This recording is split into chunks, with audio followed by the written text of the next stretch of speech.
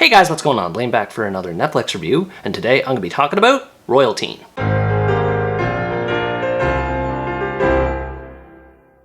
Royalteen is a Norwegian romantic drama based on the novel of the same name, and tells the story of Lena, a high school student who has moved to her new community and readjusts to life following a tragic event from her past. On the first day of school, she is seated next and introduced to Carl, who happens to be the Prince of Norway. The two realize that they have feelings for each other, but are hesitant to act upon them due to their different backgrounds. Even when they start to explore a possible romance, Carl's family and secrets from Lena's past threaten to drift the two apart. I would normally be more forgiving of this being a typical young adult romance movie, but there were so many little things about it that irritated me when watching it. It tries its best at telling a modern prince and the pauper love story, but its numerous cliches and confusing drama kept me from enjoying it. The main character, Lena, is somewhat likable and sympathetic on account of tragic events that happened to her in the past, and she's clearly affected by these events. There's an underlying mystery behind what exactly these events are that kept me invested to see what they turn out to be, at least at first. Over time, though, her struggles transition from being intriguing to confusing to annoying. The movie does a poor job at explaining what exactly happened to her, using sporadic flashback sequences that offer little in the way of interpretation. The best I could make out with them was that she was a victim of bullying and had to move away, which is a good enough reason to do so, but this ended up not being the case. I did feel bad for her in a way over her past and the bullying she goes through in the present, but her secrets didn't make any sense before, during, and after the reveal, though I'll talk about them later. As for the other lead character, Carl, there's not much to say about him. He's an average friendly guy who happens to bear the responsibilities of Norwegian royalty on his shoulders. His relaxed demeanor contrasts with his privileged background, and this did make him amusing in a couple scenes. His character doesn't experience much in the way of growth or development though. There is an angle in the final act where he's sad about being labeled for his physical attractiveness, but it comes at too late a point in the movie to bother caring about it beyond a general sense. In terms of the romance between the two, there's not much to say about it either. It feels weird in how slow paced and yet oddly rushed it is at the same time. Between the unnatural switch with their highs and lows and the lack of interest in things they do together, it's just not that compelling. There is some potential to be explored as far as how their class differences affect the relationship, but the movie never takes much advantage of this. This aspect is tied more to each of their family members, and while it is nice to see them interact with each other in different ways, most of it doesn't affect the romance itself. I say most of it because there was one character, Carl's sister Margaret, who really doesn't take kindly to her brother dating Lena. I think she could have made an excellent antagonist, which is a shame because she ended up being the worst part of the movie for me. Her character has no reason to exist other than be a constant pain in the ass for the two leads. She literally has no goals or agenda in her life beyond making Lena and Carl as miserable as possible, which can be attributed to her just being a stuck-up princess, but it doesn't make her any less unbearable. The only sort of character development she gets is that she supposedly suffers from anxiety and worries about her brother over the women he dates. This could have been interesting if there was some sort of emotional range to her character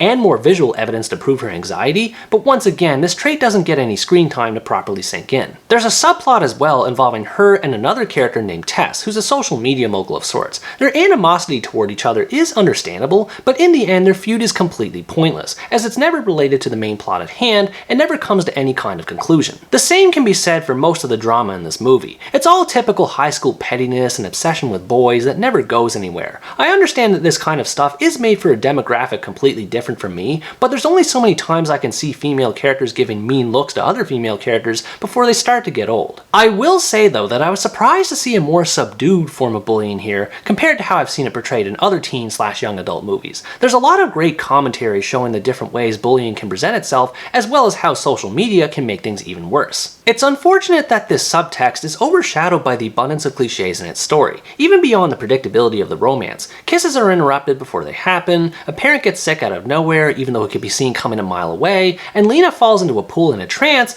only to be rescued by her literal Prince Charming. These are things that have been seen 1,000 times in many other romance and drama movies. This technically isn't a bad thing, as no movie is ever 100% original these days, but to see them being used here with no attempt at originality is pretty disappointing. The only thing that makes them sort of tolerable is the setting where this movie takes place. The cinematography of its rural and urban environments are beautiful to look at, especially when the two blend together. It gives a feeling of two different worlds coming together, which makes sense considering the backgrounds of the two leads. What I found sabotaged the movie's chances at being an otherwise average romantic drama was the way Lena's secrets came to light. As I mentioned before, and without spoiling too much, the movie handles its plot twists in this regard very clumsily, to a point where they hurt Lena as a character. The first twist was weird because Lena's flashbacks make her out to be a victim of circumstances when in fact they're consequences. It all centers around another character who the audience hasn't previously seen, even through the flashbacks, and the dynamic between her and Lena is uninspired. Both characters are wrong in their actions, albeit Lena being much worse, and in the end I didn't care who won. I'll admit that the other twist did actually take me by surprise, but the more I thought about it, the less sense it made. The other characters surrounding it are purposefully written to avoid mentioning it, even though it's something that definitely would be made evident behind closed doors. I just felt like it did a huge disservice to Lena's character. The way the movie ends is bizarre, to put it mildly. It's bad enough that Lena and Carl end up in the way one would expect, but to see such a massive tonal shift in the last minute of the movie without any prior build-up behind it really threw me for a loop. I'd say it's meant to set up for a sequel, but I can't fathom why the filmmakers would go for such an abrupt conclusion like that. Overall, Royalteen is a subpar romantic drama that serves as little more than yet another addition to the long list of disappointing young adult novel adaptations. If you like young adult oriented stories and you can tolerate a large number of cliches, you might get something out of watching this, but personally I didn't see much point in it. Again, I am aware that I'm not exactly this movie's target audience, but even if I was, I don't think I'd see a lot behind it to recommend. Its flat characters, boring story, and numerous cliches get in the way of any meaningful and original content it has. What did you think about this movie? Do you think it was a good adaptation, or were you as disappointed with it as I was? Let me know in the comments below. Anyways guys, that's gonna wrap up my review of Royalteen. Thanks for watching this video, I hope you enjoyed it, and as always stay tuned for the next part, where next time I review the American romantic dramedy Look Both Ways. Bye bye!